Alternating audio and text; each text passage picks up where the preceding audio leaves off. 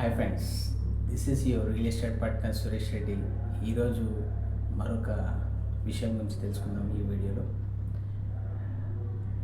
ఒక కంపెనీకి ఒక అసోసియేట్గా మనం ఇంట్రడక్షన్ అవుతున్నప్పుడు మనం తెలుసుకోవాల్సిన రెస్పాన్సిబిలిటీస్ కానివ్వండి, ఎలా ఈ కంపెనీతో మనం ఎదుగుతామనే ఒక గోల్స్ కానివ్వండి, ఇవి మనం బేసికల్గా తెలుసుకోవాలి. మిమ్మల్ని ఎవరైతే ఇంట్రడక్షన్ చేస్తారో మీ అప్లైనర్ కావచ్చు, టీమ్మేట్ కావచ్చు.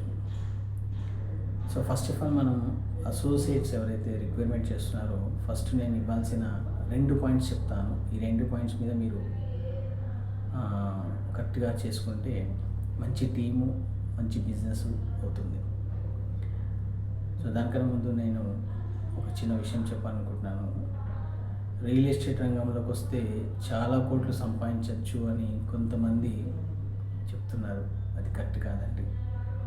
రియల్ ఎస్టేట్ రంగంలో ఒక అసోసియేటు ఒక కస్టమర్ని మీట్ అయ్యి సైట్ విజిట్ చేయించి దాని గురించి బ్రీఫ్ ఎక్స్ప్లెనేషన్ చేసి అంతా క్లోజ్ చేస్తే ఆ పర్సన్కి వచ్చే ఇన్సెంటివ్ కావచ్చు, శాలరీ కావచ్చు రూపాయలు 10 పైసలు.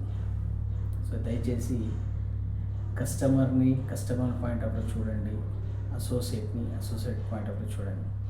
Okay, right. First of all కస్టమర్ని మనం ఇంట్రడ్యూస్ చేసుకునేటప్పుడు బేసికల్గా కస్టమర్ని మీరు ఐడెంటిఫై చేయండి.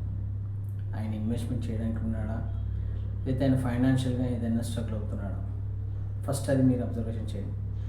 ఫైనాన్షియల్గా చాలా సఫర్ అవుతున్నాడంటే కంపెనీకి ఇంట్రడక్షన్ చేయడానికి మీరు ప్లాన్ చేయండి. లేకపోతే ఆయన ఫైనాన్షియల్గా చాలా బాగున్నాడు, పిల్లల గురించి ఇన్వెస్ట్ చేయడానికి ఉన్నాడు అన్నప్పుడు మీరు చేయాల్సిన రెస్పాన్సిబిలిటీ ఏంటంటే ఆయనకి కరెక్ట్ సర్వీస్ ఇవ్వండి.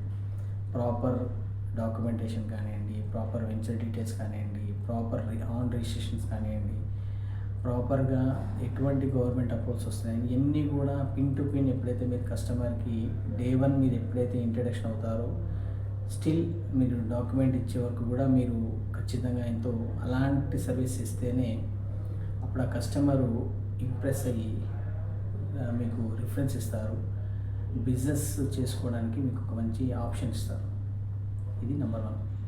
నెంబర్ 2 వచ్చేసి అసోసియేట్గా ఆయన ఫైనాన్షియల్గా బాగా స్ట్రగుల్ అవుతున్నాడు అన్నప్పుడు ఆయనని మీరు ఇంట్రడక్షన్ చేసేటప్పుడు బ్రీఫ్గా చెప్పాలి. ఇలా చేసుకోండి సార్ బిజినెస్ అని. కంపెనీని మనం ఇంట్రడక్షన్ చేసినప్పుడు కంపెనీ ప్రొఫైల్ కానివ్వండి, ఆయనకున్న స్టేటస్ కానివ్వండి, ఇవన్నీ కూడా మనం ఎక్స్ప్లెనేషన్ చేసినప్పుడే ఆయన సర్వే అవుతాడు. ఆయన ఒక 10 రూపాయలు ఇక్కడ తీసుకోవడానికి ఒక అవకాశం ఉంటుంది.